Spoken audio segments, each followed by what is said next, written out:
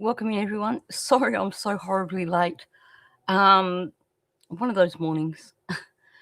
Good to see people in here. Welcome in, Grover, Rita, Summer Breeze, Camilla, if you're in here, Teresa. Anyone else who I've missed? Okay, yeah, I am going to do back-to-back lives. I just kind of figure, well, I'm hoping that the internet will not screw up. It's been pouring with rain since about, I don't know, 8 o'clock, 9 o'clock last night. I had no internet in my bedroom at all last night. So I was just relieved when I came in here and did have internet. But that side of the house is kind of patchy at the best of times. So, I mean, my desk here is right by the window overlooking the street, so it should be good. Good to see you, Monkey. Yeah, I've started doing Maddie Mondays, which is basically me pushing back over the fact that Jenn Soto really should have been charged with something. She really deserved it. Oh, thanks, Deborah. Yeah, I'm going to have a break for lunch. So the plan is to try and keep this to about 2 hours, stop, grab a bite of lunch, and then do a Jack and Nui live stream. I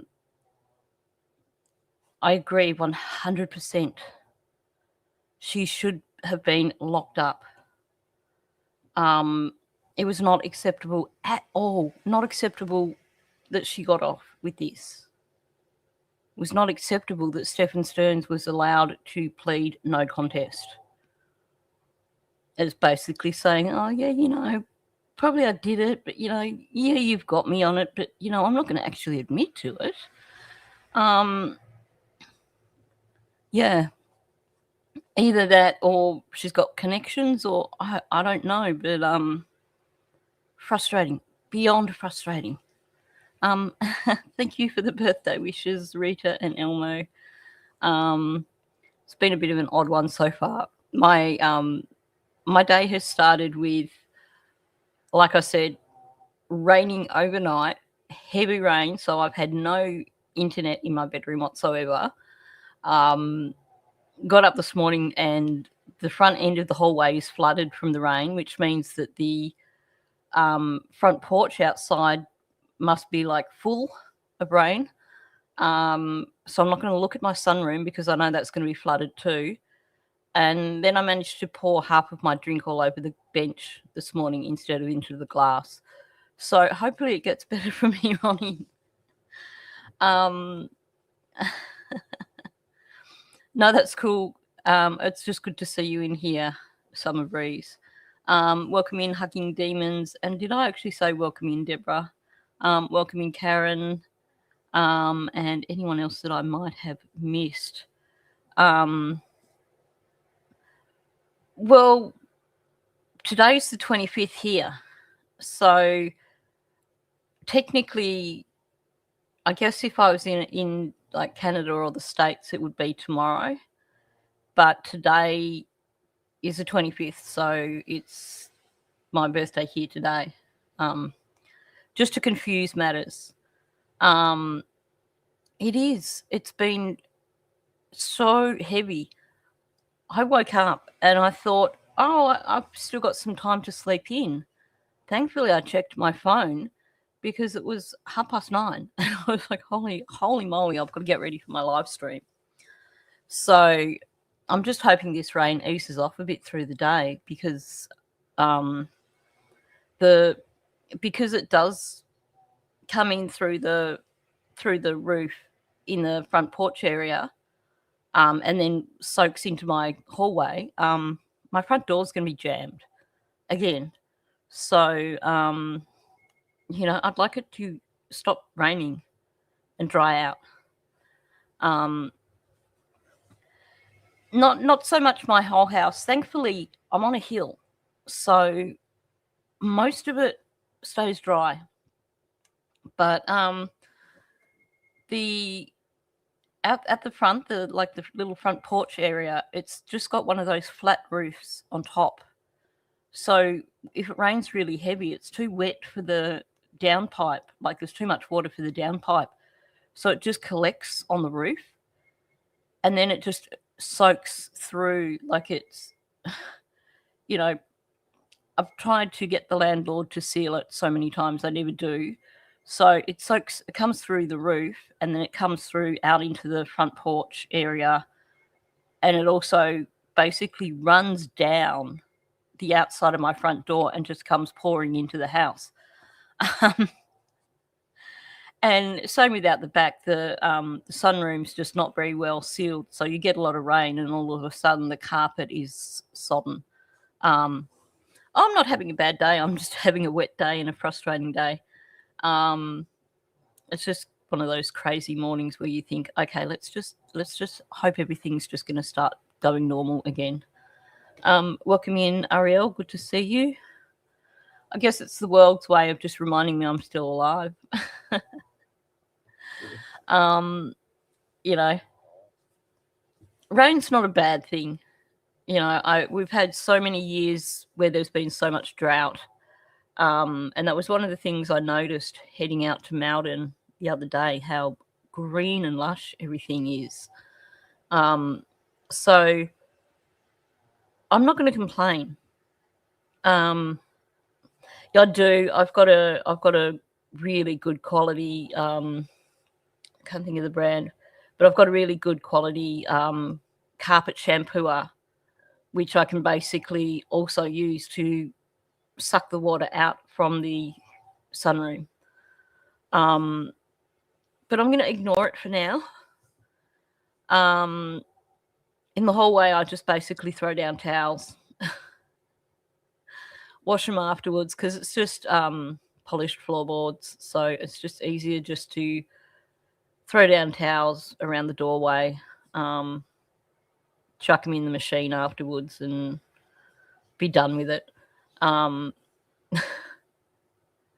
It's, you know, it's the way of it. I guess, you know, if you live in an old house, you're going to have issues like that.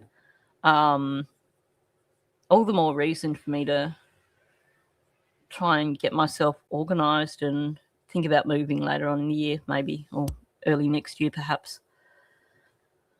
Okay, so on that note, I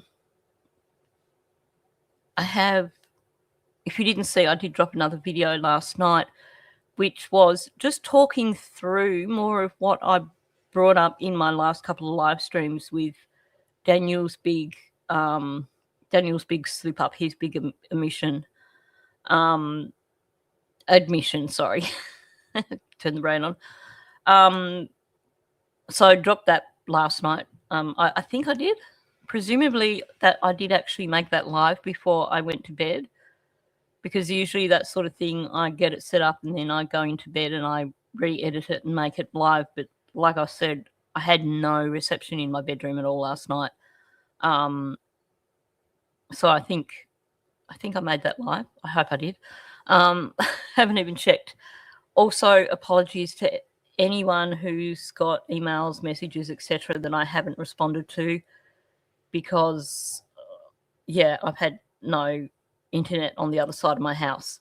Oh, thanks. So I did drop that video. Good to know. So, yeah, Jack and Lily, I did want to do a live stream after this because, for starters, there's so much that I still want to talk about. You know, after I finish going through this Sunny live stream, there's other ones that I want to talk about. I want to address Belinda's couple of live streams that she recently did with Susan. And I also want to go back and, now that we're this far in, have a look at some of Durwood's things that he said. So there's that there's a lot of content. But also I've heard that apparently one of the people that was on the property the night that the children, or the day or the night that the children went missing, doesn't want us talking about Lily and Jack.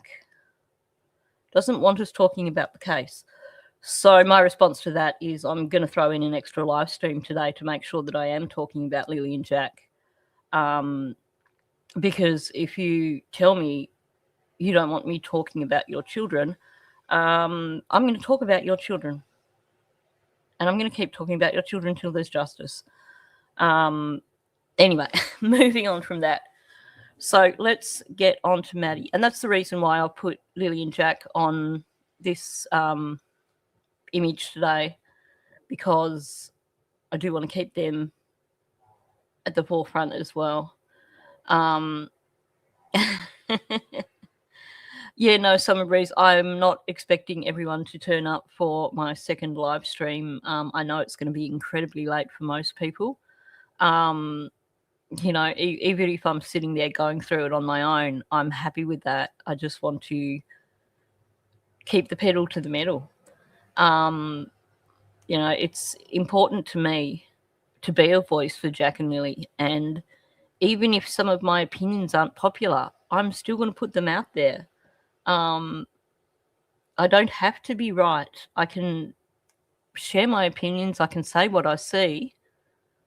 But at the end of the day, at best, at worst, I guess, I'm getting thumbnails out there into YouTube every day that have got Lily and Jack's faces on them. I'm getting Lily and Jack out into the algorithm every day. So,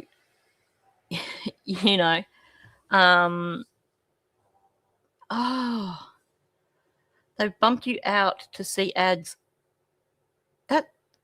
That makes me really angry, because I never, ever turn the ads on for my live streams. So the fact that YouTube is doing that is downright rude.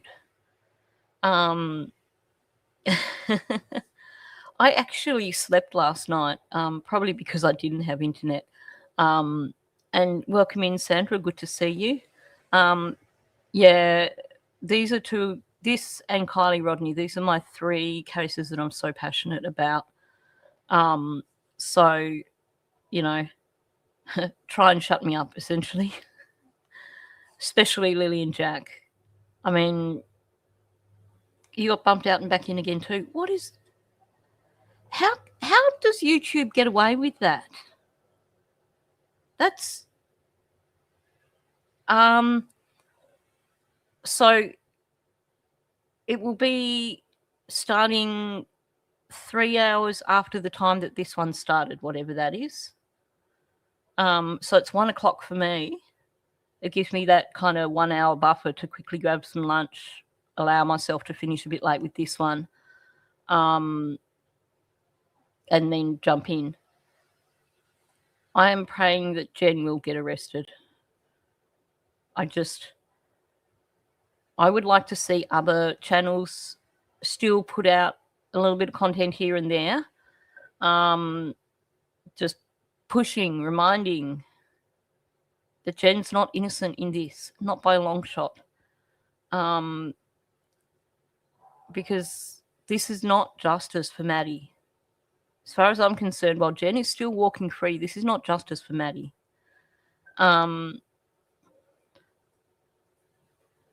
I did see that email. I was going to finish replying to your emails when I went to bed last night. And like I said, I got into my bedroom and I had no reception whatsoever. I went and I thought it might have been maybe I'd run out of data or something. So I went and spent money on a massive data up, upped my data. And yeah, it was just the internet was out. Yeah, I know a lot of people are very glad that they have YouTube Premium for ads and stuff like that. What frustrates me with people getting dumped out of my live streams with ads is that that's YouTube basically taking their own little cut, because I refuse to monetize my live streams while I'm live, because there's nothing I hate more than going into someone's live stream and being booted out with an ad every 20 seconds. So, because I hate it so much, I'm not going to do that to people on my channel.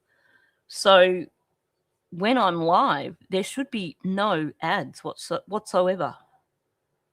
It should just be a straight live stream.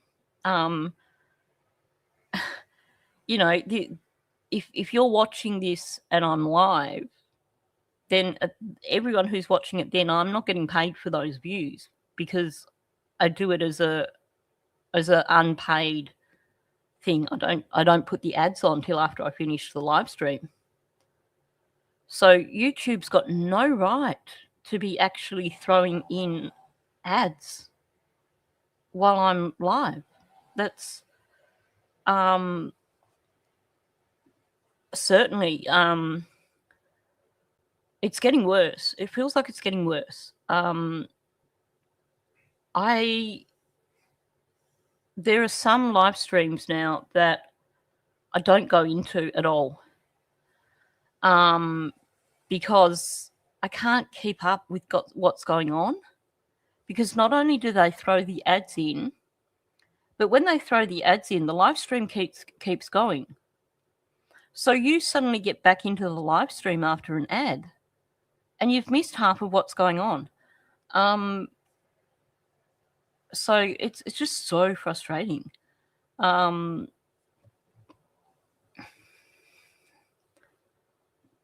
well, you shouldn't. There shouldn't be any ads showing on my lives, because I don't monetize them.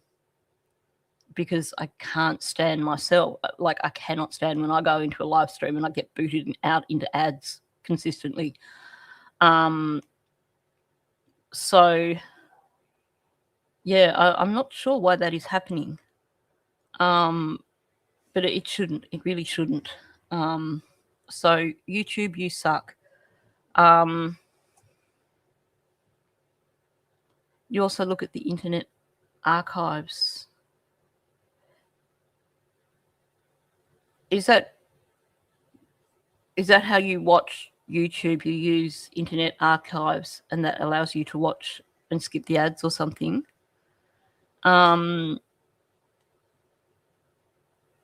Is that separate from Wayback Machine?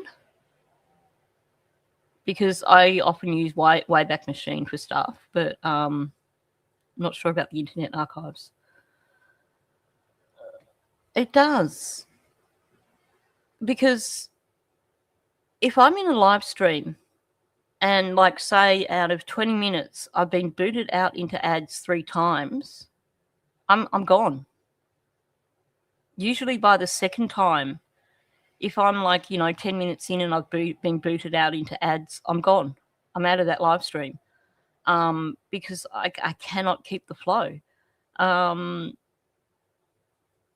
And yeah, I'm like a lot of you guys. I can't afford premium, so they should make it a bit more user friendly, without obviously penalising content creators.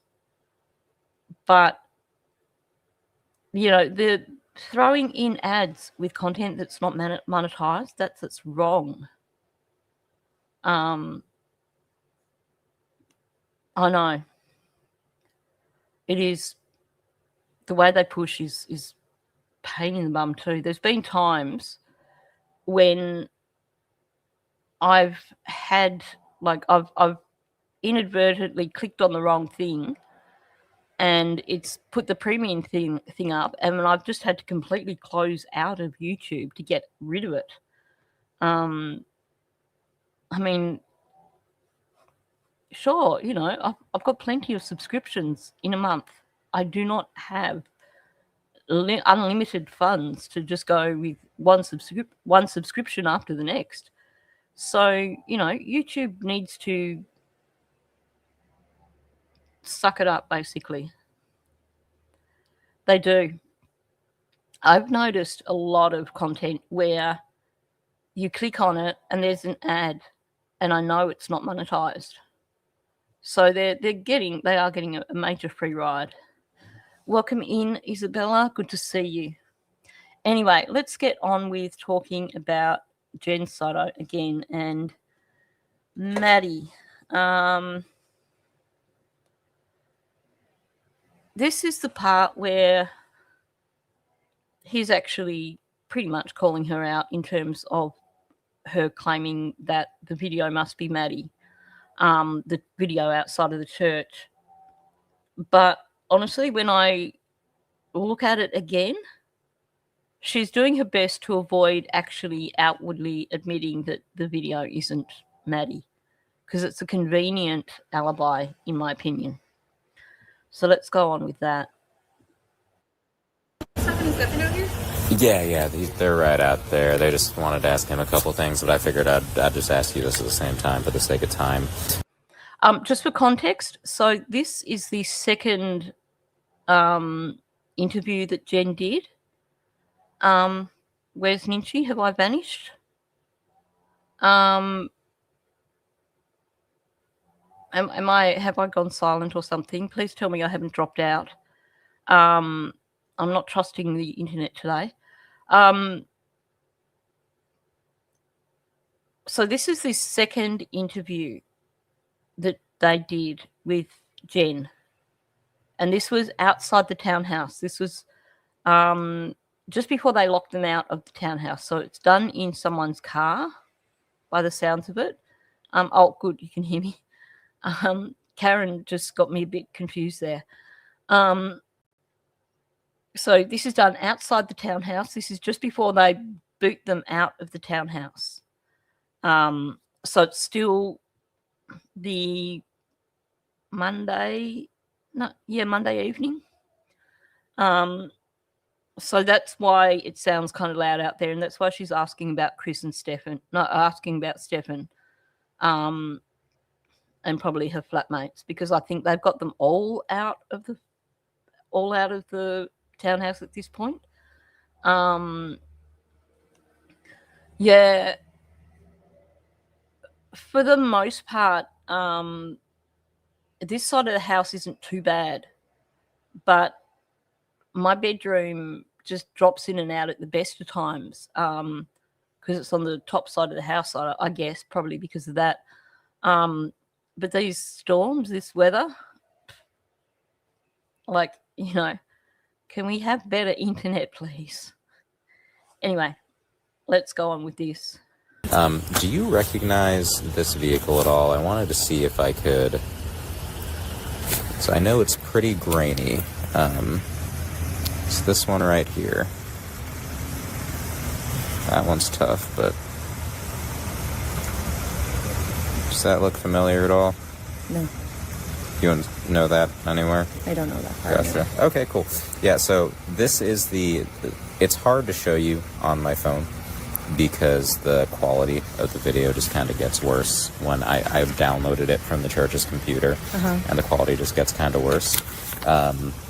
Can you make out like the shape of that being black shorts and that being possibly a green jacket? I see the green. Would that, I mean, I know it's very difficult to recognize, but would that be something, some clothes that she owns, or yes. Would the quality be too bad for you to be able to tell based on that? I mean, the quality's terrible. Yeah. The color scheme. Would that be akin to something that she owns? Yeah. Gotcha. Okay, so seems unusual for me to be so late. Someone needs to tell Karen to go out and come back in. She must be stuck on the live stream screen. I've had that happen to me before, where I've been waiting for a live stream and it's been going for a while, and then I've discovered that it's been live for a while and I've missed it. So hang on, let me type that in. I'm going to keep going. Can someone just type in go out and come back in? for Karen, and then she should be able to find us. The way Jenn's response here, if you remember, they've given this description of Maddie's clothes. They told them that Maddie was wearing black shorts and a green hoodie, or I think Jenn tried to say it was black long trousers or something. So he's testing her out here. They already know. They already know this isn't Maddie. But they're testing Jenn out to see how she responds. This alone should be something that would be solid circumstantial evidence. Because she knows it's not Maddie on that video. They know it's not Maddie on this video. They're playing this little dance. You're in. Oh, I'm sorry that happened to you, Karen. I've had that happen to me before where I've been waiting for a live stream and then I've gone out and come back in because it's been forever and I've discovered, holy moly, like it's been going for 20 minutes and I've been sitting staring at a blank screen that's been telling me that I was going live. I hope there's no one else doing that. It's annoying when that sort of glitch happens. But welcoming Karen, good to see you. Yeah, so they're testing Jenn out here. And she fails dismally. Because he's basically, the qualities, and he's really, really working her. Really working her. The quality is bad here. So I'm not really sure, but do you think these clothes could be the same kind of clothes that Maddie wears? Is this Maddie's colour scheme? Now, the correct answer here for Jenn would be, yes, that's exactly what that looks like what she was wearing. Or, yeah, but it's not quite right.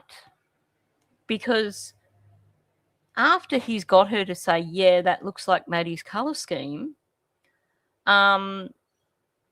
he then goes on to basically strip it all apart to show her that it's not Maddie. That's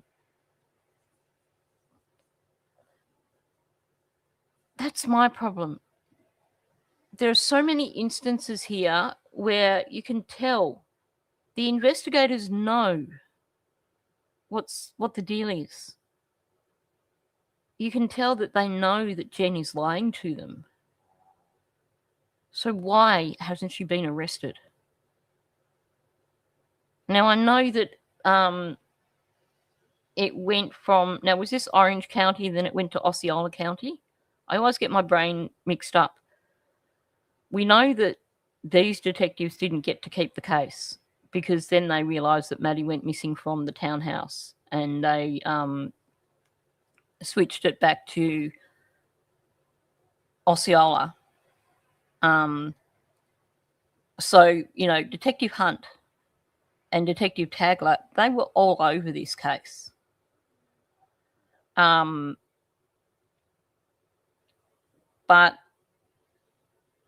it's the prosecution. ASA, what does ASA stand for? And welcome in. I already said welcome in, didn't I? Sorry. The prosecution let this go, in my opinion. They were too lazy. Wanted a bit more relaxation time.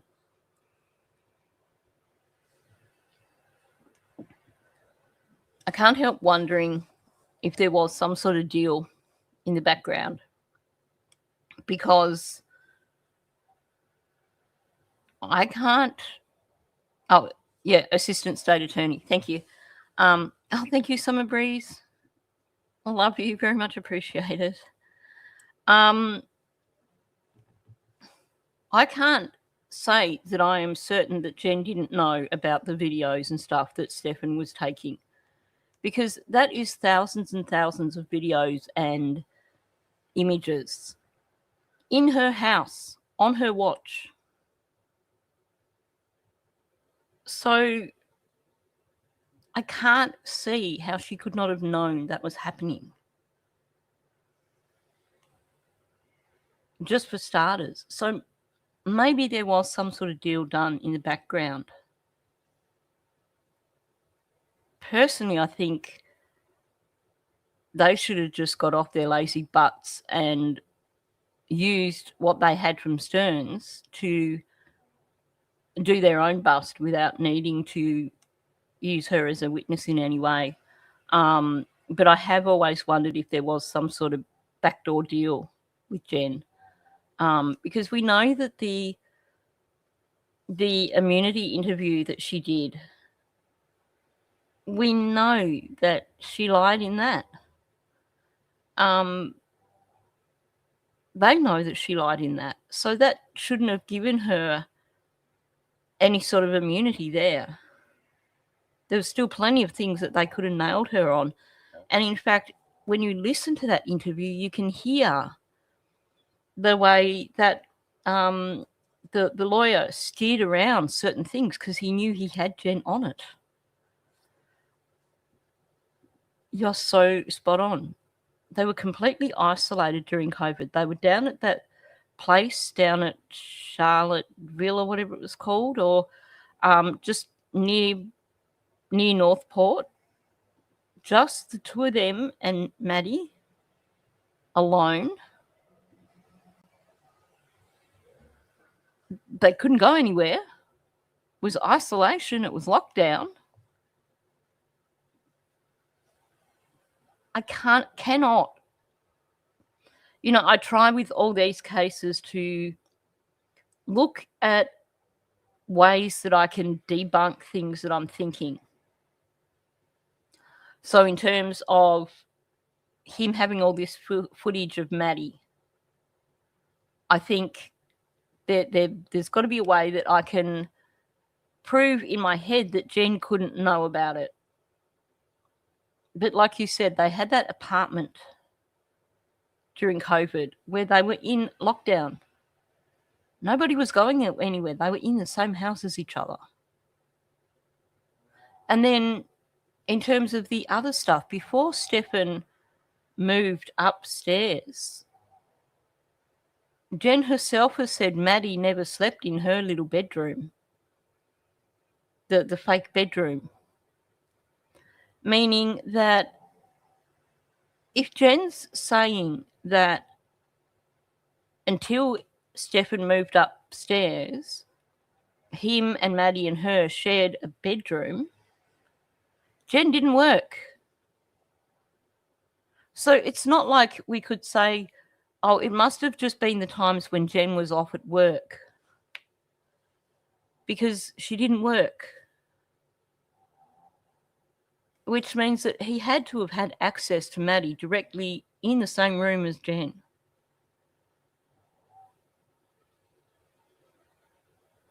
Oh, yeah. Heck yeah. I like that, the unbedroom. That's the best way of saying it. The roommates definitely knew, I swear. There's no way they couldn't. I mean, the fact that Stephanie's best friend, was that Angelica? The fact that she contacted Jenn about Maddie and Sterns being upstairs in that room together, and Jen's like, oh, you're good. I'm not worried, you're good. And then she didn't do anything more with that. They had to know. But yeah, I like the term unbedroom because I think that is a good description. Look, sadly, it could well be the case. We know Jenn has some unusual, no, I shouldn't say unusual because I don't want it to sound like I'm judging people. But no, actually, yeah, unusual. Jenn does have some slight kinks about her. And honest to goodness, based on what we've heard Jenn say, based on what we've heard other people say about Jenn, I think Jenn would be happy to not have to do it, not have to perform herself. Damn,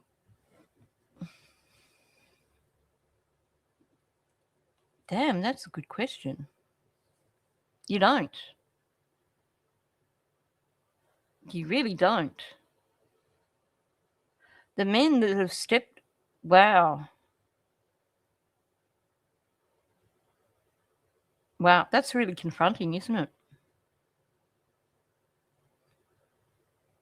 The men that have stepped up to the mark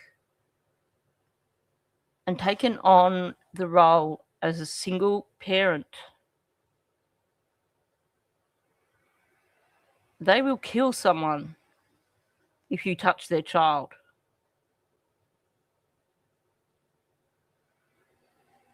And yet you can have a mother like Jenn Soto who will put the man first. Wow. That's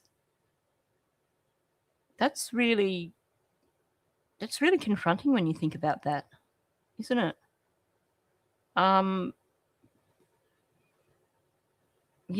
There are no cases like this with single fathers. I know. How sick is that? Well, you know, I need a good night's sleep, so you've got to go upstairs. I mean, seriously, Jenn?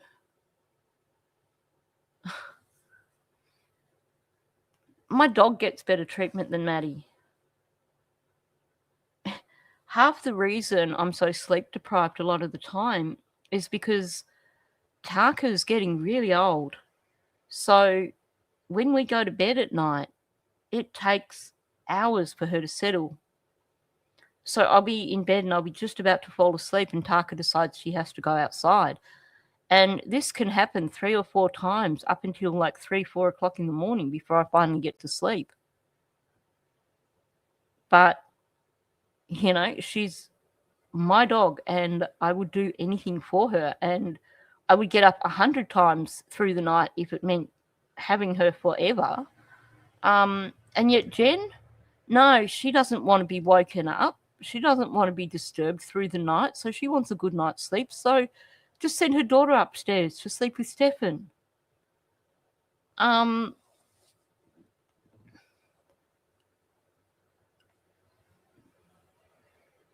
Yeah. I think that's the side of it too. Women generally don't end up with single dads who has access to his children. And part of that too is I can speak from personal experience. I was in a relationship with a guy, and I won't go into too much details, but his son came and lived with him. And I think kids, when there's another female in the relationship that isn't their mother, my experience was that his son was very jealous of me. And it caused a wedge between the two of us. And it was just easier for me to just go, look, you know, let's just call it a day, because it was not working well for the relationship for anyone. So I think that's a part of it. Because it's not easy. Trust me, it's not easy to be in a relationship with a single father who has custody of one or more children.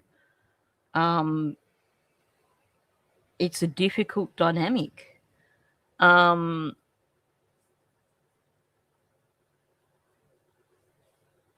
that's the other thing, you know, a woman's not going to move in with a man with, well, it's not likely to happen anyway. You'd hope not.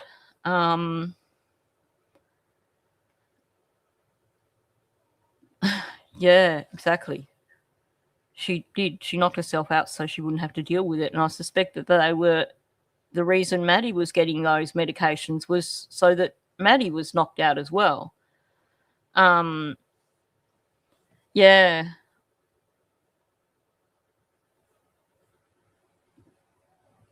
Yeah, there are many single fathers looking for mummy replacements.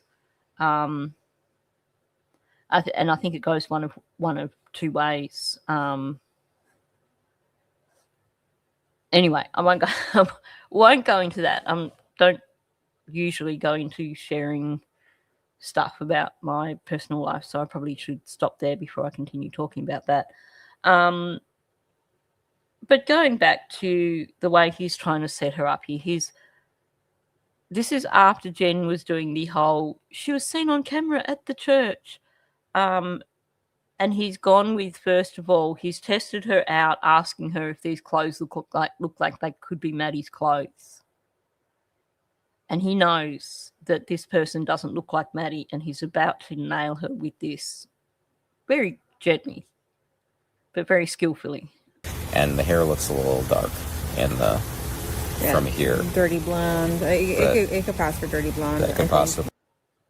So he's basically told her, yeah, the hair looks a bit dark, as in a bit dark for Maddie, and Jenn goes, well, it could pass for dirty blonde. So again, she's still trying to push that it's Maddie. Yeah, it was that sort of, and you've got to understand too, his son was, heading towards his teens. He'd only just moved in with his father, so it was a complicated relationship anyway. I think personally, maybe the conversation between me and him should have been that maybe I should have considered moving back out again while he got his son settled or something like that, because that would have been, fine. But to bring your son from a completely different state, put him in a new school, and expect him to be in a household with a female that wasn't his mother, that was a lot for a little kid. So I could understand why he did want his dad's attention and why he was jealous and tried to cause that rift between us. It was just a bad situation all round, I think.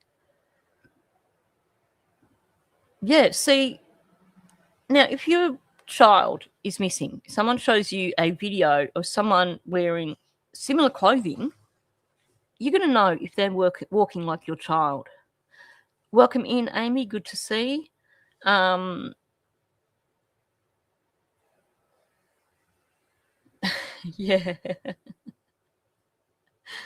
You get that totally. I must admit, I don't know how I would have ever coped if my mum had ever gotten into another relationship after my parents split up. I think I would have been the same. Whereas I absolutely adored my stepmother. No, I have not yet explored that. I've got to go through Paula's FOIA stuff from when that information came out, because I haven't actually grabbed any of that stuff yet from Paula. Because it really does make you think that he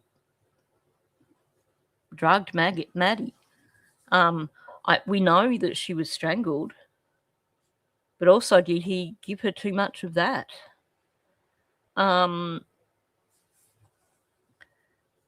It's certainly something that when that information came out, it was like, whoa, that's kind of huge.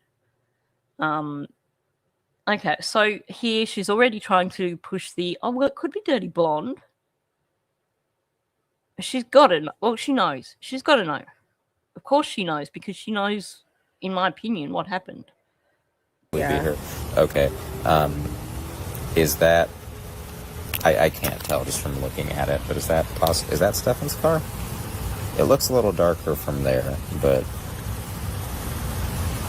I almost can't tell, like, if it's a Toyota or looks a little different. From the front, looks different. That looks like a Toyota from the front. From the front, it looks different, right? And then from the side, it could be. It's got a little... I mean, yeah, the grill is kind of the same a little bit. The headlights look the same. Okay, cool. No, I just wanted... So Jen's trying really hard here to avoid admitting that it's definitely not Stephan's car. She's tried with the, well, yeah, you know, those clothes, yeah, that could be Maddie. Oh, yeah, he says the hair's a little bit dark. She says, well, you know, could pass for dirty blonde. And then he's nailed it with the car. And she's grudgingly admitted that the front looks very different after him saying it looks like a Toyota.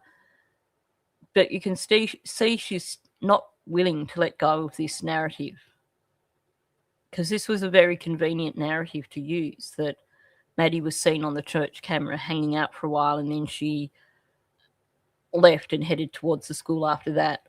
So he's taken the wind out of her sails, basically. And she can't argue back, because he basically hammered it down when he was like, yeah, the front of this car looks like a Toyota. To see if you kind of were able to help me with that. So this whole living in the woods thing, I have people like tromping through the woods right now on horses and ATVs and all sort of things, but has she ever mentioned that before? Just in that text that I saw. Just that's the only time you've ever heard of it? Is she outdoorsy at all? Does she like camping? We used to go hiking. Okay. But we haven't done that in a while. Okay. So we're headed up now to line number 2 or 3 or 4. I'm not sure. I've lost track already. Oh, exactly. It's these interviews with Jenn make me so angry, because at the base of it, this is not protecting her. This is protecting Sterns. Now, yes, this is before he was arrested. But even still, she just makes me sick. She really does. I have to be diplomatic about how I say it, but that's the base of the matter. The woman makes me sick. Okay. Where did you go? Was it around here? Where would we go? We go hiking in like St. Cloud. Lake Lizzie Preserve is what it's called. Oh, yeah. Well, that's not too far. It's about 35 minutes away. Yeah, okay. On 182. Lake Lizzie Preserve. We've also walked Shingle Creek before, but we haven't done that in a very long while. Now, am I correct in saying Shingle Creek is the one that is close to Welcome in, Amy? Shingle Creek's the one that was closer to that townhouse, right? Because in retrospect, this is her again. She knows where Maddie is. The first place that comes to mind is the place that's further out. Now, based on the narrative, Maddie was dropped off at school.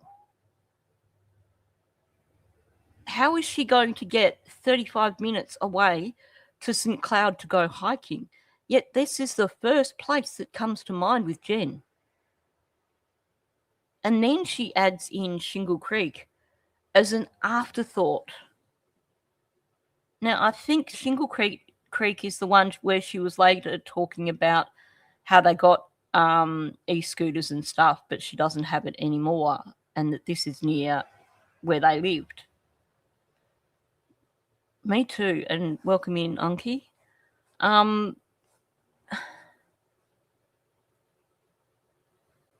Lizzie Preserve. We go hiking in St. Cloud, like Lizzie Preserve. Here's the thing. It's not just the fact that this location in St. Cloud comes to mind straight away, but the interview that was done with her friend that lived out at St. Cloud, the one who lived less than a kilometre from where Maddie was found, this friend, they're either their partner used to go hiking with Jenn and Maddie, or I know Jenn and Maddie used to stop at this friend's place on the way out to go hiking at Lizzie Preserve. So not only is it that the first place that comes to mind with Jenn, St. Cloud, which is where Maddie was found, but Lizzie Preserve, which is, it connects directly to the location where Maddie was found, because Sterns was driving along that same road that Jenn used to go along and stop at with Maddie when they went hiking out at Lizzie Preserve. No, I don't think her friend's house has anything to do with it, other than it's the route. It is the same route that Jenn would have taken when she went hiking with Maddie. Welcome in, Sam. So what I mean by that, and I agree, her friend's house doesn't have anything to do with it, but the route that Sterns took is the route that Jenn would have taken to go out to Lizzie Preserve, where she would have stopped at her friend's place. So the fact that it is en route, the fact that the flat tire, he ended up stopping in the vicinity of the friend's place, shows you that he was doing the same route that Jenn used to always do with Maddie when they went hiking. And now when he asks about outdoor stuff, that's the first place that comes to mind, as opposed to the closer location. I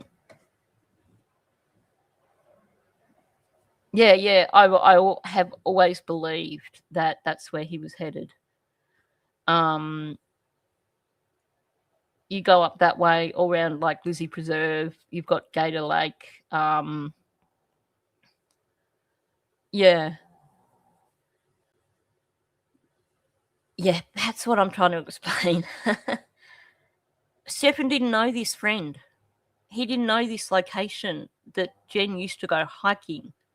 This location that is surrounded by lakes full of alligators. And yet he took that exact route. He was on that exact road. And Maddie hit the karma button and went, hang on, no. And he got a flat tire. That, to me, it's too much of a coincidence. Far too much of a coincidence. So for this to be the first place that comes to mind when he's asking about Maddie being outdoorsy or hiking, oh wow. Yeah, that makes a lot of sense, doesn't it?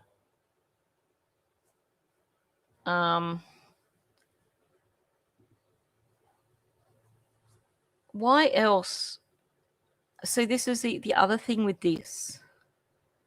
You're so spot on. There's no way she could not know Summer Breeze.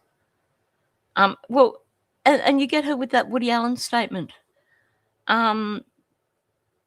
See, the biggest thing for me is that he went driving around all freaking morning with Maddie in his car.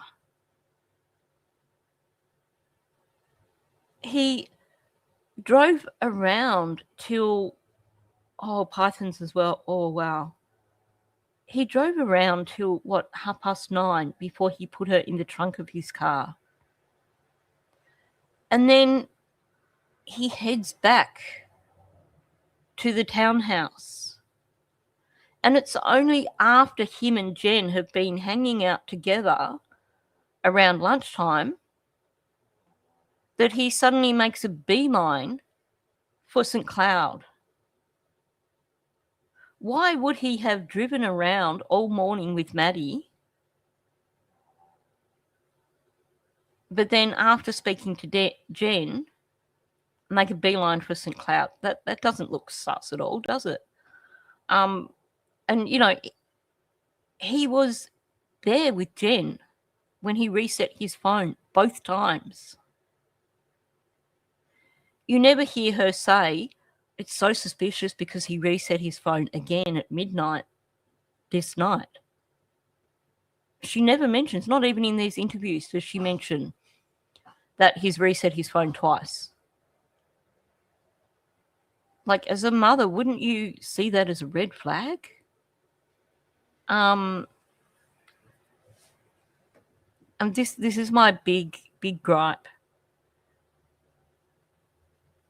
Because this is no deterrent. Other parents who see this are going to be like, well, I can get away with it because Jenn did.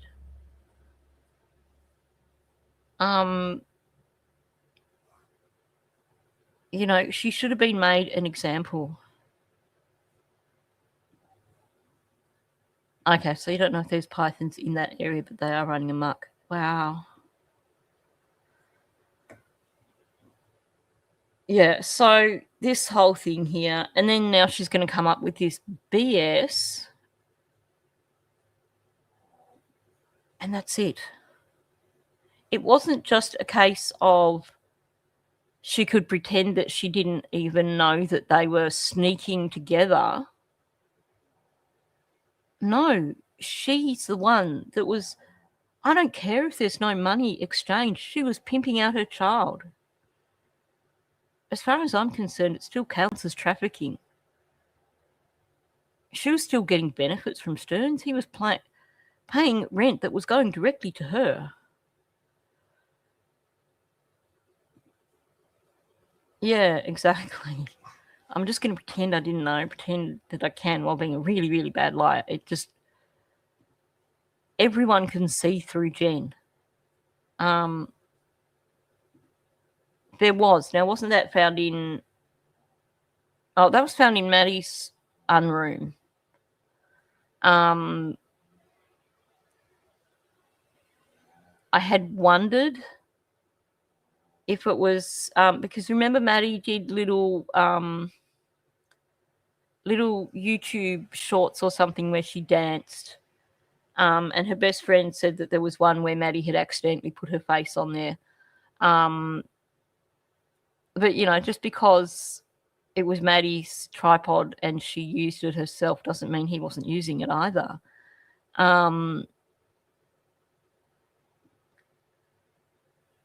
Yeah, I am going to do a second. I'm going to do a Maddie, a Lily and Jack live after this one. I'll basically grab a bite of lunch and then I'll be going live again.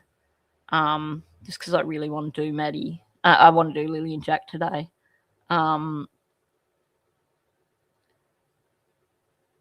They took her phone. That's what bugs me. They did take her phone, I believe. Well, they did. Because we got all the data off her phone as well, remember? In the documents, it shows when she was using her phone before bed. It shows when she picked it up of a morning. It shows when she turned the alarm off.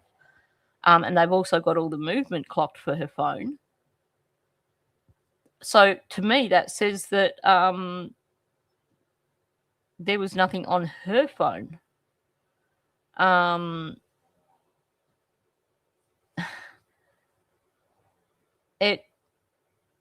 But I could imagine Jenn doing that, basically being like, I'm just going to let him be the one to take the rap for that. And also because if he's the one that was making exchanges, then she didn't really need access to those. She just had to allow them.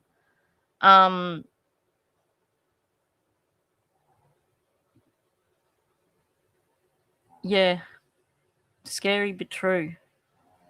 I wonder if she knew that he was filming her flatmate upstairs through the bathroom door, under the bathroom door.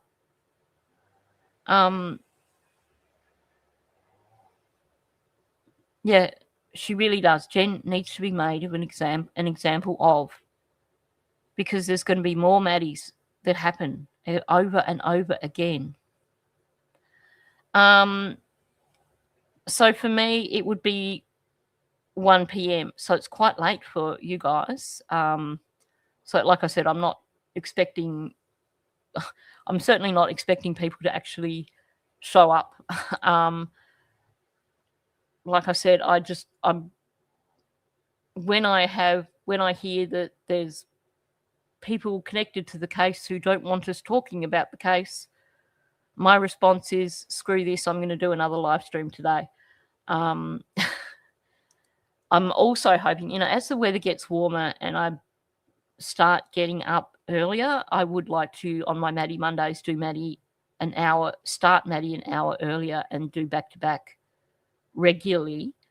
But today was just like, nah, I want to talk about Lily and Jack. Yeah. There's always going to be more Maddies until the justice system turns around and says enough is enough. Yeah, there's a case out of, I think it's Mississippi at the moment, with, I think, a 13-year-old girl who was pregnant, and basically she was living with a 20-something-year-old guy, and the parents had allowed it, and the parents got arrested. So that's what I'd heard too, which wouldn't surprise me because of all the issues I had when I was covering this case full time, and my videos kept getting monetized. They don't like me covering Maddie's case. Welcome in, Princess Pillow. Good to see you.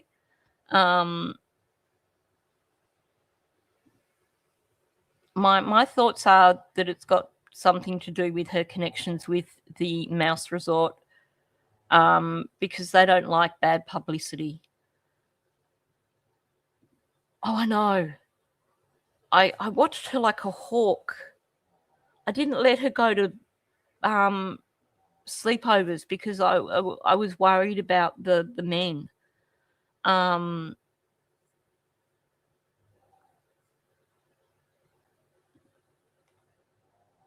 Yeah, I know, I'm the same. I'm struggling to keep up with the cases that I want to talk about.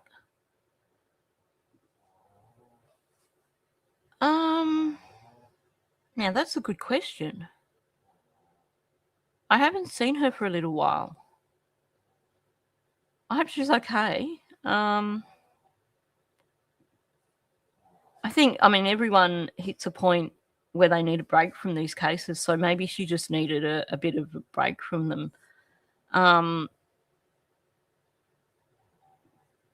Yeah. I think when you look at Jenn's actions, she was doing her best to make sure that Maddie couldn't tell her friends about Sterns, in my opinion. Why would she think that the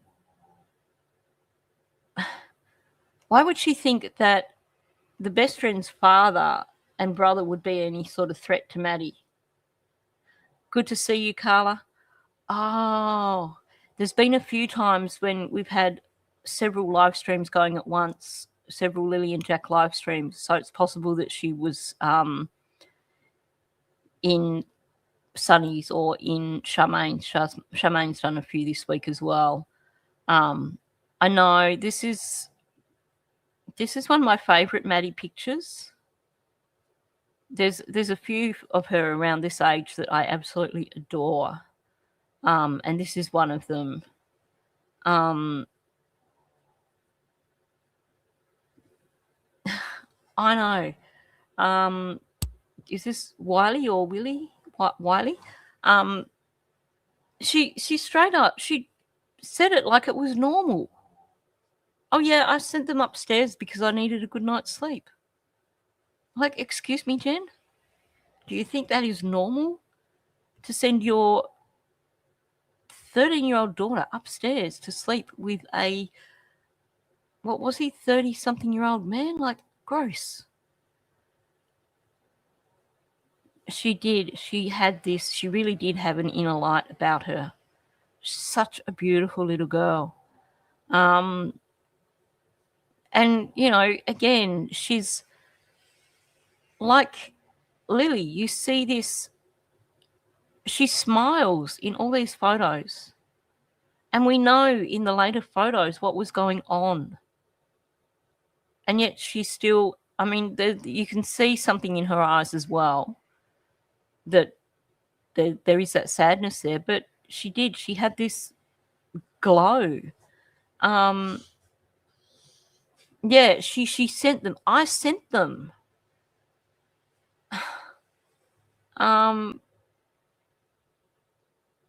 Yeah, exactly. She tried to normalize it, and she tried to make it sound like none of it was anything to do with Sterns. Yeah.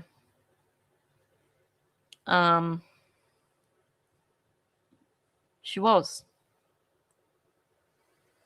She prioritized Sterns over Maddie.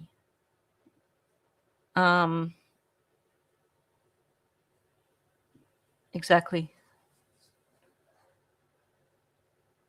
No sleepovers because, you know, she was worried that this father, the man who came home from work and went out searching for Maddie till 9, 10 o'clock at night when he'd already put in a full day's work, and this wasn't his own daughter. And Jen thought he was the person that was a threat to her daughter when neither her or Sterns could get off their asses to go searching, obviously. And then she says, oh, I joked with Stephan about this becoming a Woody Allen situation. Like, it's disgusting. It really is. I know. I refuse to. I've used him on thumbnails if I've been specifically talking about him. But there's one or two photos of Maddie that I've used where I've cropped him out. Oh, I know. Especially because the Woody Allen one, Sterns said something very, very similar. Now, I can't remember the quote with Sterns, but he made a statement as well that was the same as Jen's Woody Allen statement. He referred to it as a such and such kind of situation or something like that. He's like, oh, Jen would joke about this. But basically you have both of them independently telling law enforcement with these comments like the Woody Allen one that what was happening. Yeah, she wanted to stay home by the phone, which was in her pocket, of course.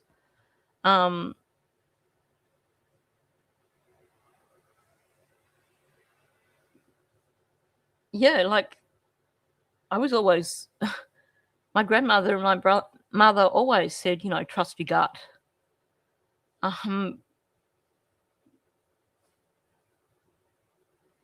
Yeah, and that's what it is. The reason she didn't want Maddie going to sleepovers is because when girls go to sleepovers, they tell each other all sorts of things. I mean, face it, sleepovers, how often do girls play truth or dare during sleepovers? That would have gone badly. Oh, yeah. The sickening thing for me with Deb Stearns was when she said about Maddie laughing because Maddie said that she had woken up with her leg over the top of Stearns or something like that. And Maddie was laughing about it, and Deb pretty much brushed that off.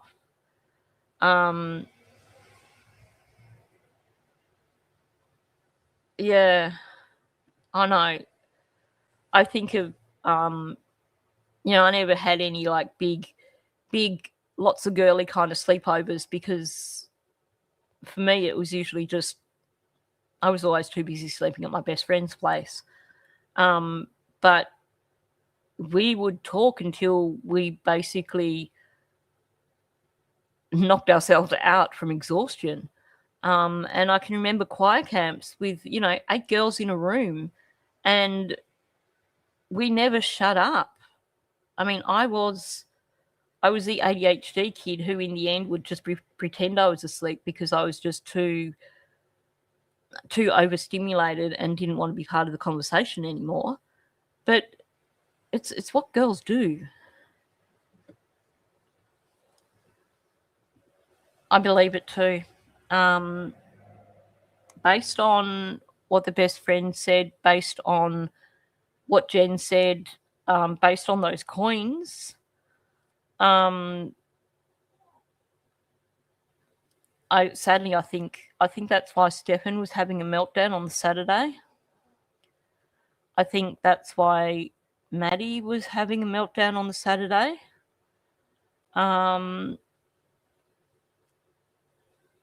People pushed back at me because, if you remember, Paula found the thing in Reddit where Stephan had been giving advice on one of the forums where a girl had said she thought she was pregnant. And I went back and I looked for that, and I had to go in and use the Wayback Machine. But I also found the comment that had been deleted, the original comment from the girl, which I've got in one of my Maddie folders, so I'll have to pull it out sometime. And looking at it, there's nothing to prove that comment that was made in Reddit wasn't Maddie making that comment, saying that she thought she could have been pregnant.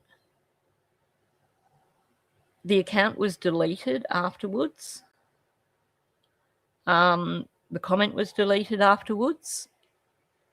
All that Paula found was the Stephan's response. But if she'd have gone into the Wayback Machine, she would have found the whole lot, including the account. I know those coins. No, I know I saved them, but I don't think I put them onto.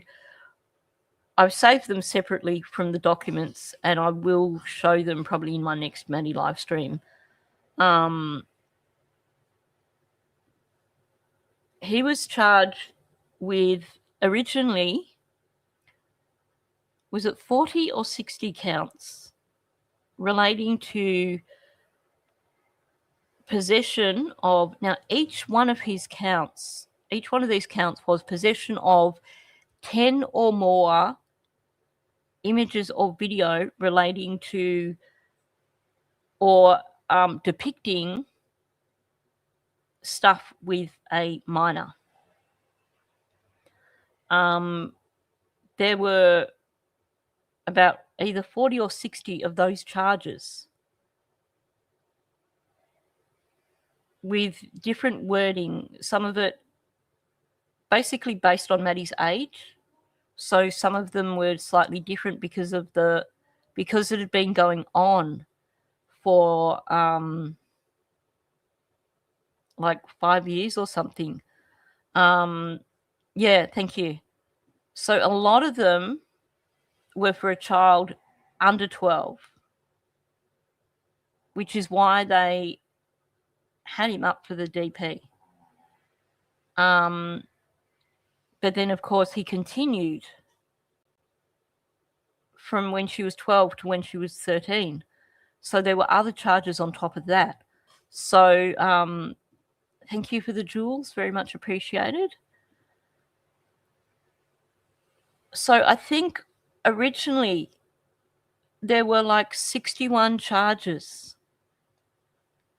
When he entered a plea with the possession of materials kind of stuff, he entered a guilty plea for that. And they dropped most of them and they kept, I think, 20 of those charges. And then he entered a no contest plea for her murder. So he also got that. So he ended up with 21 life sentences. So it's not like he's ever going to get out. But he basically managed to avoid having to face up to the consequences in court. Oh, law passed in September, crime happened prior to that, so it didn't apply. Which law are you referring to? I'll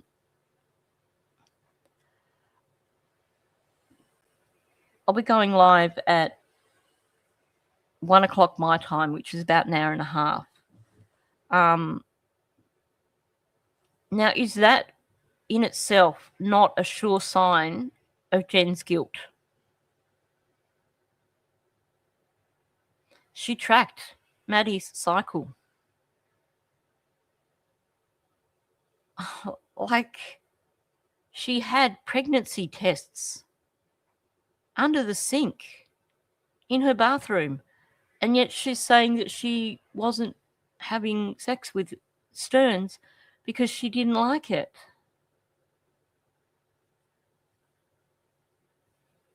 Yeah, that's why it took me a year to come back and talk about Maddie, because I was so traumatized. I was furious. I was upset. I was angry with the prosecution. I was angry with the judge. And it wasn't just the injustice of the plea deal. It was the judge not even bothering with a decent sentencing speech. He didn't even write that sentencing speech before court. He sat there and he wrote notes from Tyler's victim impact statement. And he spoke for, I think it was less than 2 minutes, where he just recapped a few points from Tyler's victim impact statement. And that was all he gave. And then Stephan was allowed to have his own victim impact statement, because that is exactly what it sounded like. Nobody stood up in that courtroom and said, I object. There were 2 lawyers on that other table. 2 prosecution lawyers who sat there while Sterns gave his victim impact speech. You have a judge who sat there while Sterns gave his victim impact speech. And then, when Sterns finished, I was expecting the judge to ream him. And he didn't.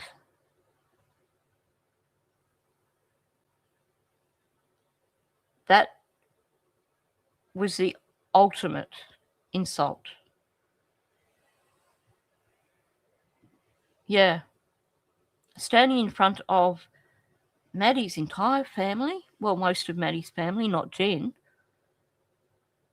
Standing in front of Tyler, Tatiana, Letitia, Yolanda, Stephanie, all of them. I miss her. Not one lawyer stood up and said, "Objection, Your Honour." And the judge let it go, and he didn't even fire back at Sterns afterwards. All he did was like, "Okay, yep, adjourned, thanks, see you later, go enjoy the rest of your life, Stephan Sterns. Sorry that you lost your little girl." Like, I know. He had no right to speak then. No right whatsoever. And it's something that I know that I'm going to fire up every time I talk about it, because it's not something that I can come to terms with in my head ever. Oh yeah, they were done. They didn't care. They were thinking about their next case. Welcome in, Bonza. It's all good. And I'm sorry if I haven't replied to anything. I had no internet at all last night. Thank you. Thank you for the birthday wish. My black spot in my bedroom was like a really, really black spot, like no internet at all, which was so frustrating. It's like you become so used to being able to look at things on your phone when you're lying in bed, and I couldn't get into anything because I had no internet. Oh, that's a good question. I should, because I did a lot of videos. I think that's a really good question. I might have to put together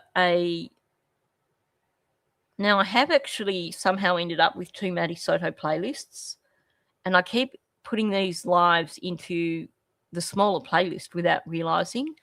So what I might have to do is put together a smaller playlist of recommended viewing, I guess, so that people who do want to go back over the case don't have to go through, 300-400 videos to try and get to the bottom of it.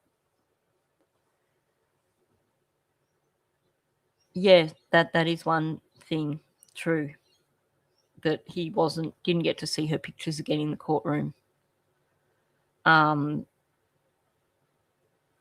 hopefully, someone mentioned to me last time, cool, okay, well, hopefully we'll see you again, Anki. Otherwise, hopefully you might catch it on replay. Someone mentioned that Chris and Deb have finally wised up to him, and they're not treating him like the precious little boy that they were. So hopefully he doesn't have any photos of Maddie in jail with him.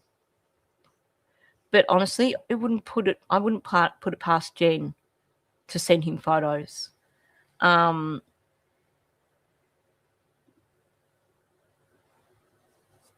Yeah, I think there was a big bust after that. And if you remember, there was that USB that Chris Sterns gave to law enforcement, and I'm sorry, but I can't 100% say that I believe that Chris is innocent in all this. There was a USB that Chris gave to law enforcement that they said had tens of thousands of images on it that weren't Maddie, and that they didn't think they'd be able to identify all the victims. That was you that told me about Dem and Chris. Thanks. It's good to know. So,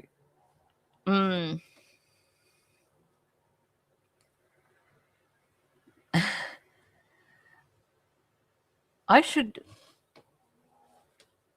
do a proper Maddie video, you know, a doco style video to bring people up to speed. But I'll go through and I'll find the best videos that will bring people up to speed with Maddie's case and put them into a separate playlist for the, you know, recommended viewing, to save people from trying to wade through hundreds and hundreds and hundreds of videos, because a lot of the videos that I did were document read-throughs, because the amount of FOIA that we had for this case is massive.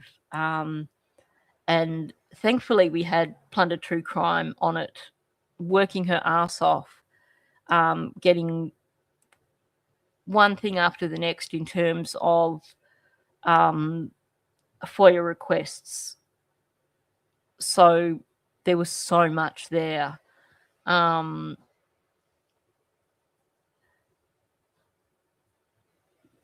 Normally I would recommend that, but I covered Maddie's case for 15 months.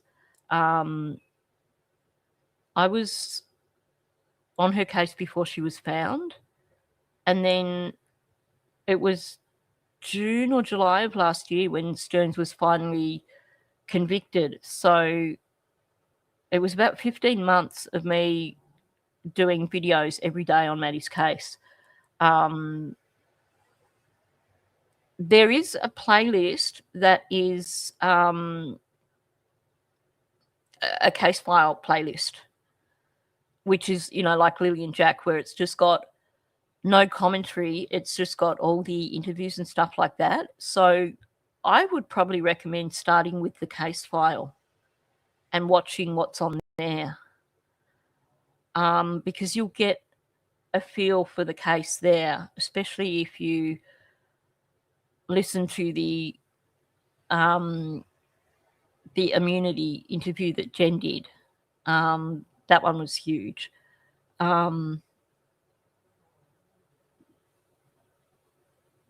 Yeah. You do wonder how they were so agreeable to his plea deal, given what he did.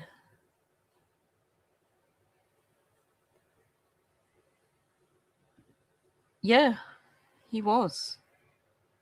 That letter that he wrote, that's so disgusting.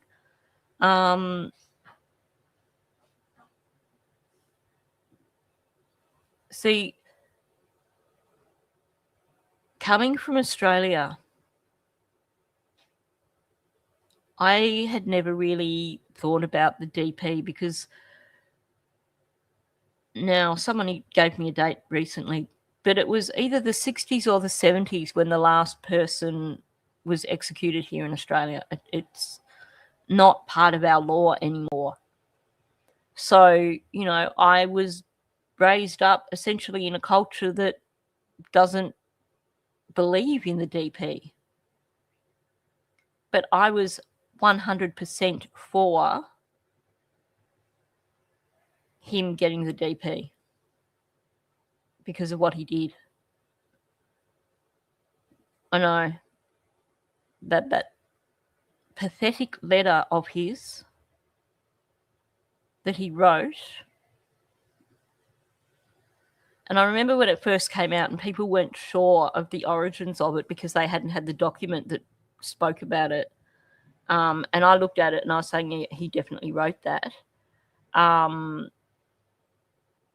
So sickening. There are definitely some who truly deserve it.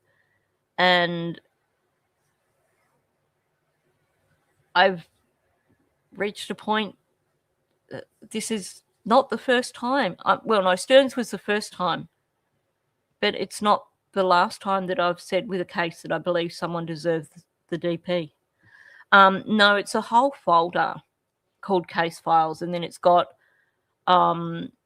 a bunch of videos in it that are interviews with Jenn, interviews with Stephan,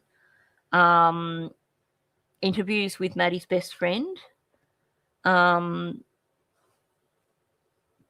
Yes, he wasn't meant to have that.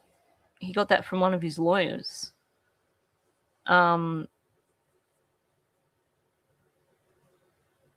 Exactly. And you know what? I wouldn't be surprised if he would have actually got the DP. If he'd have gone straight through and been convicted, I think a jury would have been in favour of that, and I think the judge might have supported it.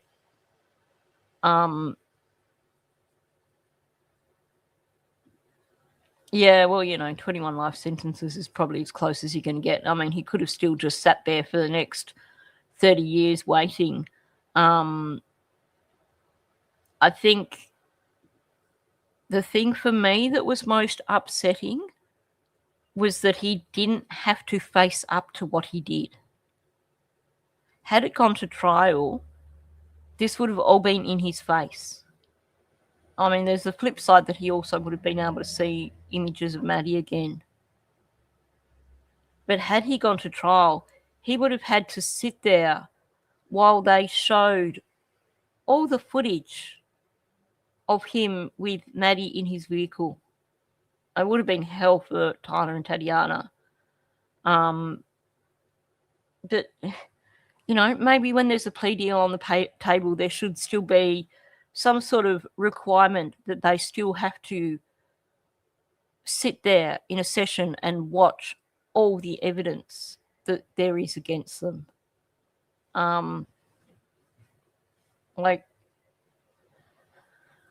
Yeah. I mean, there's two sides to it, but I wish he hadn't been allowed to plea no contest, because that's just wrong. Maddie deserved better than that. I'll just go a little bit more with this. Got it. But no, I know, the thing is, I started talking to her about World War III. I was talking about, hey, this is going on in Palestine and Israel right now. Oh, so you're talking to her about the wars. I was telling her, I was talking to her about just what's happening politically, and I'm like, I don't know what that means for us, but we'll see what happens. But I've talked to her about World War III, so that's what I'm just saying. How long ago was that? I mean, is that something that might have impacted her? Yeah, I feel like that's why when I read that conversation, I'm like, oh, that's directly related to me talking to her about what's happening in Israel, Palestine, and the potential World War III that might happen from that. Okay. And that's why she said she wanted to go live in the woods. Okay. No, it's not. And Jenn knows that. Jenn lied outright here. Teresa, I agree. I think that the law needs to be changed so that if someone is responsible for the death of a child, or if anyone is charged with murder, the choice should only be guilty or not guilty. No contest is not acceptable in a situation like that, especially not when there's 40-something extra charges on top.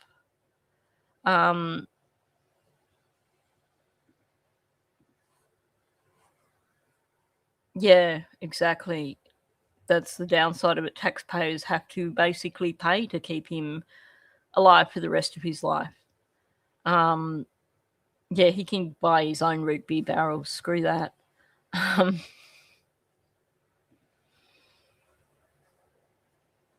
Yep. I can tell you now that with Bryant, a number of first responders in the years after the Port Arthur thing, I probably can't say that here, there were a number of first responders who ended things for themselves in the years following. The first responders who had to put Bryant out when he was in flames coming out of that house, I feel for them, because there would have been that part of you that would have wanted to see him burn. And all the staff in the hospital who had to treat him for months on end with his burns, they're saints.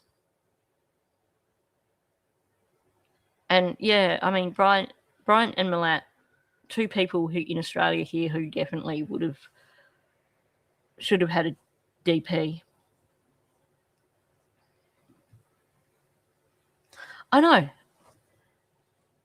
Now, if you didn't know, if I just played you one part of this interview out of context, and I didn't tell you anything about the case,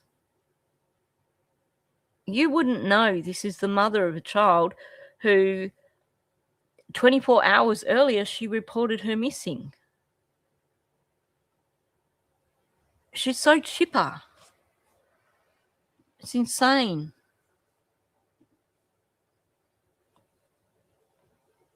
Oh, yeah, exactly. She is just disgusting. She's the most disgusting person on the planet. Oh, yeah, let's, scare the crap out of our daughter saying that, World War III might come and, we might all die, but it's ridiculous. But the thing is, she's saying this because she knows that the message between Maddie and Maddie's best friend about wanting to go live in the woods because of Jenn, she knows that message is no longer on Maddie's phone. Because when they went to the townhouse at around midnight the night before, and Jenn, because Stephanie had found that message, Jenn brought it up and then realised that it was gone. So she knows that they can't prove that she's lying here. This lie's better because it doesn't blame Jenn for anything. It's easier to deflect and say she thinks Maddie ran and hid in the woods because she's spoken to her about World War III, as opposed to Maddie did tell her friend that she wanted to go live in the woods because she doesn't like me or she doesn't get along with me. Would I ever do a Bryant video? No. His family lived next to my grandmother. He went to school with my brothers. My memories of him and his family, when I was quite little, Grandma had a massive backyard. It was on a double block, so it was a couple of acres and full of fruit trees, full of there was this gorgeous willow tree down the back that we would play under because it was just like a nice little hidden away spot. And he used to come out into their backyard and he would climb up on the fence. You know how you get the rail at the middle height of the fence? He would climb on that rail and watch us play over the fence. Now, he's somewhere in age between my sister and my brother. So he's somewhere between 3 and 8 years older than me age-wise. But he scared the crap out of us. The way he used to watch us over the fence, anytime he came out, if he climbed up on the fence and started watching us, we would just go inside in the end because he freaked us out so much. And this is his children. There's a doco that was done about him, and they do the sad story of he was bullied at school. He was a freak at school. he deliberately used to do things at school that were just weird, sick. He was an outcast because he was a sicko. And the other kids didn't like him and they bullied him because he was basically asking them to pick on him and bully him. The stories my brothers have given us about him, he was a sicko. My uncle was telling us about how he used to, up until when he moved out of his parents' place, his father bought him an air rifle and he used to sit there and he used to shoot the rosellas. These are those beautiful rainbow-coloured parroty-looking birds that we have here in Australia. And he would go outside and he would shoot rosellas. And the other side of it too is that my mum was a volunteer ambulance. My mum was a volunteer ambulance person for where she used to live because it was a small community. And she was working in the radio room when the calls started going in. Well, she wasn't working. She was training in the radio room when the calls started going in. And she heard the whole thing in real time.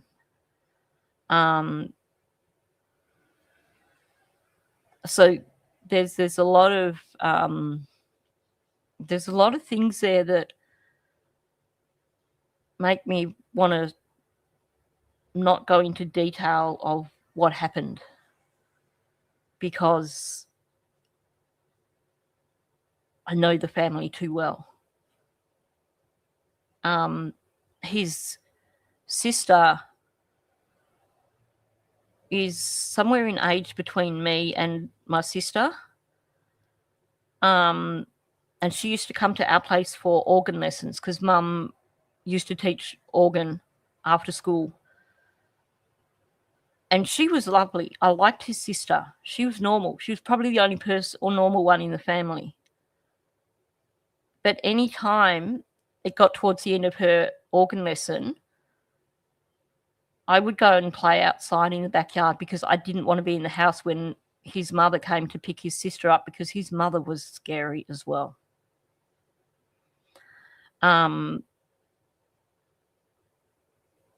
So, you know, so many things that I just don't want to look at what he did.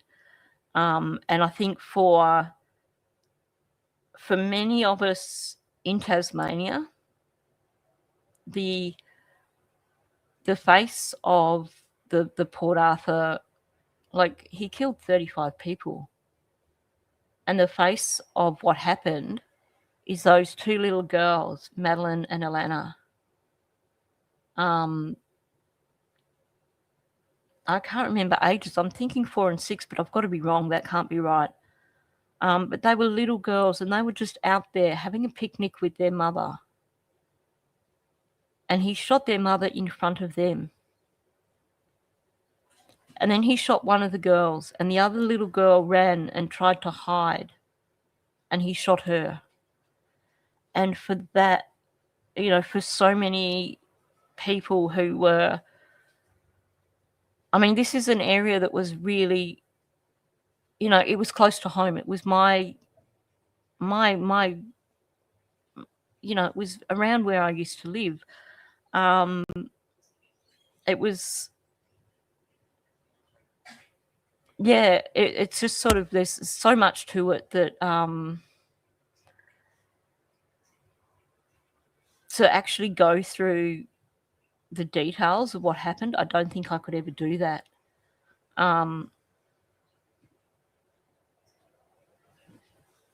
This breaks my heart too. Little Leo.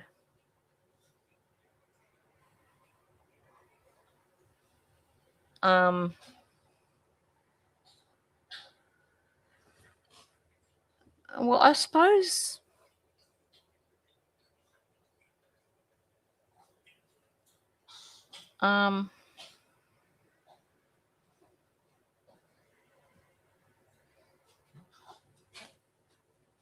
I've never been on telly as a guest of anything though, Amy, so I'm not quite sure.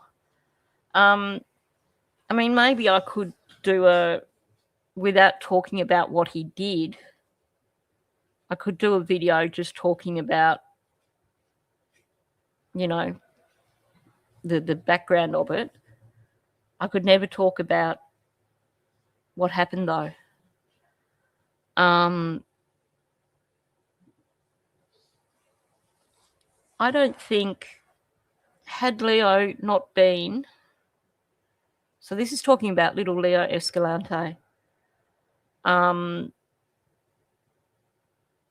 I truly believe, had he not been a little native boy, that bloody David Vanderwanker wouldn't have had his charges dropped.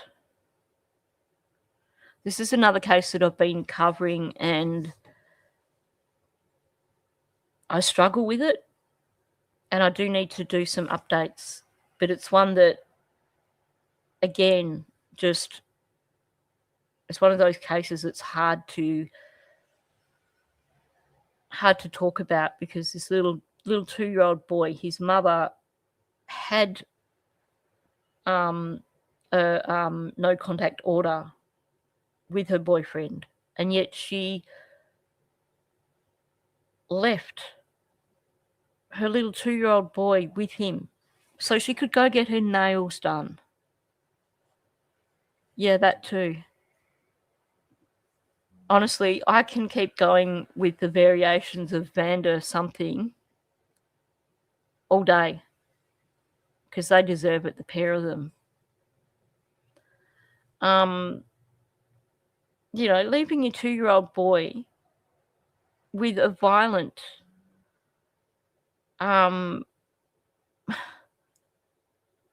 with a violent person that you shouldn't even be having contact with, just so you can get your nails done, and your child ends up dead as a result. And then just the way they dealt with it, the way he got his father to say, oh, I was the one looking after him. I still can't understand how his charges were dropped. How is that possible? They had him banged to rights. They freaking went and hid out in a cabin. They do, and it sounds like Leo's mum saw it that way. Oh, it's all good, Amy. Yeah, definitely. Or parents who fail to protect their kids from predators or violent people also deserve that. It's just, it's heartbreaking. It's just so sad. The number of kids who've been failed by their parents. Exactly.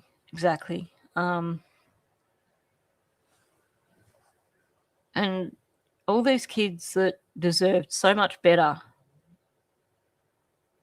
and they were just a burden to the parents or an afterthought for the parents.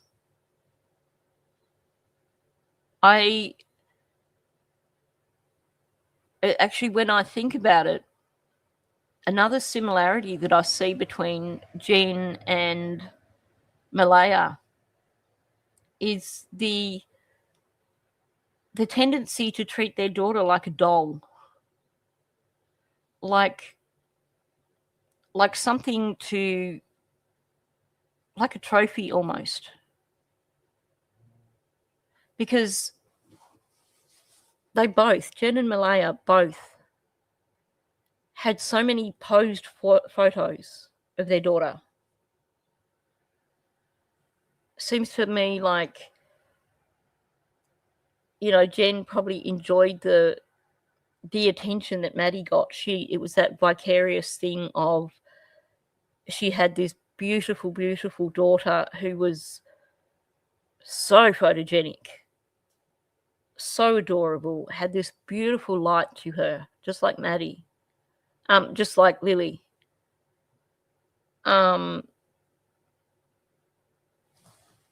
And Jenn and Malaya both. It's like, let's parade them in cute clothes. Let's take lots of photos of them. Let's treat them like a dress-up doll. But we're not going to protect them. Yeah, exactly. And then David's like, oh, we didn't know. Oh, we didn't know they were there, or whatever it was, pretending like they didn't know that they were supposed to come out of the cabin.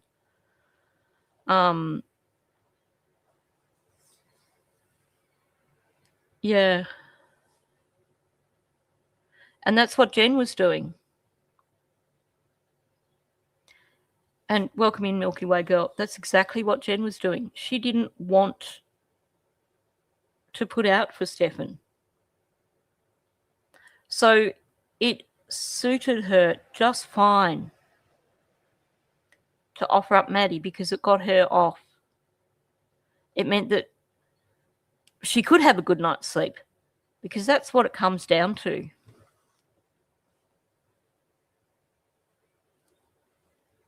By offering up Maddie, she could have a good night's sleep because Stephan wasn't going to ask anything of her. That is the bottom line with Jenn Soto. Yeah. That's exactly how Malaya treated Lily, like a dress-up doll.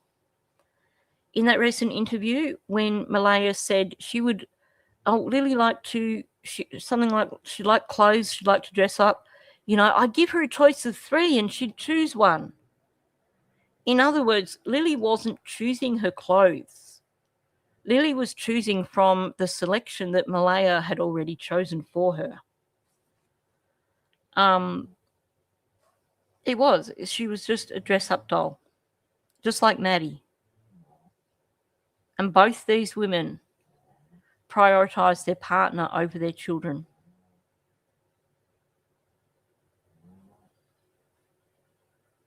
And, you know, this is where we're at. 3 children who are gone. Thanks for coming in, Summer Breeze. Good night. Get some rest. 3 children who are gone because their mothers didn't see it as a priority to protect them. And I could add Leo to that.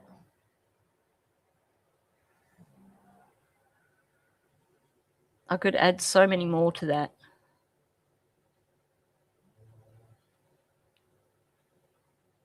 It's, you know, this is why Jenn Soto needs to be arrested.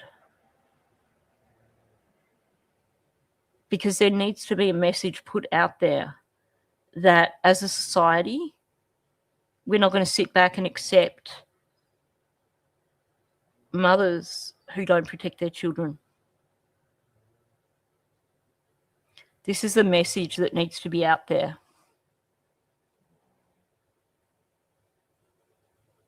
And this is why I keep coming back to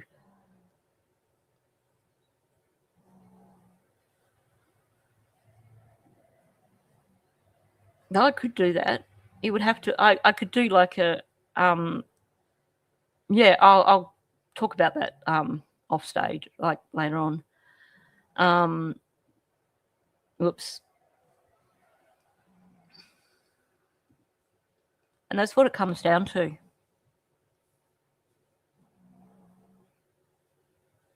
the justice system is giving too many women a pass when their children have died as a result of their choices. Where's the arrest for Leo's mother?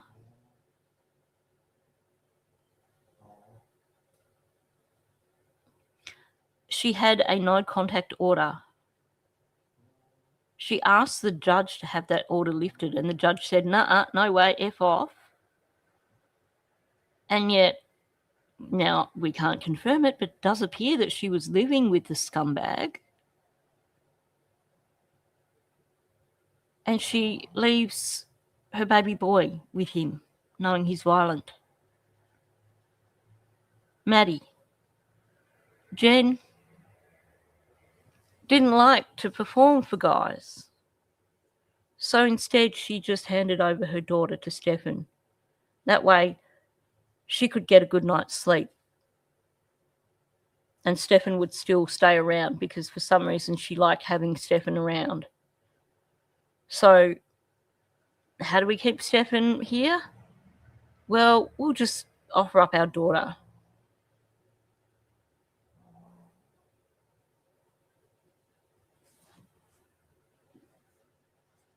Yep, exactly.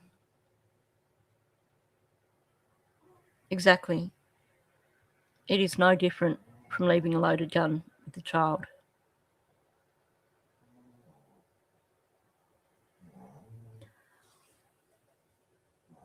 There needs to be more accountability for mothers who don't protect their children, in my opinion.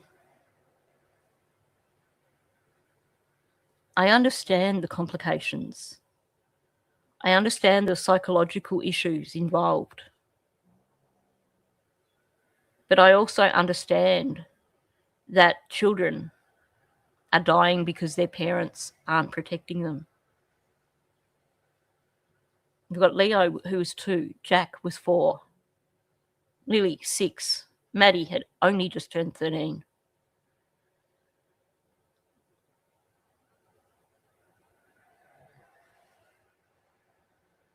And apparently we can't hold the mothers responsible.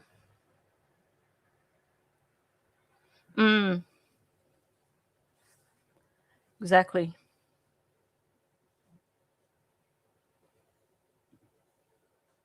Yeah, you go get some rest, BTTB. I'm just glad you're still here with us. Please get some rest. Anyway, I'm going to wrap it up here because I do want to go grab a quick bite of lunch, and I do want to come back and do a live stream for Lily and Jack today. Because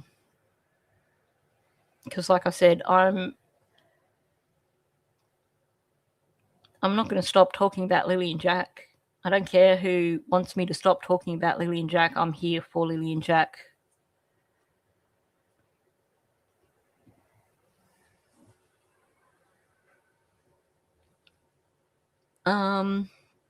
There'd have to be more specifics to that, but I do think the laws need to be changed, and custodians need to be, oh, thank you.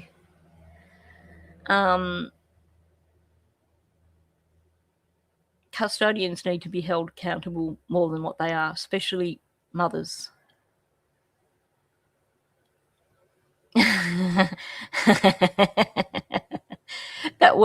That works really well. I'm going to go and scoff down some food, and then, yeah, I will be back for Lily and Jack. Hopefully those of you who come in for my Maddie live streams will be here again same time next week for another Maddie Monday. Thank you so much for coming in, everyone. Please hit the like button on your way out because it's always very much appreciated. So on that note, I'm going to wrap it up here. So thank you, and I'll catch you in the next one.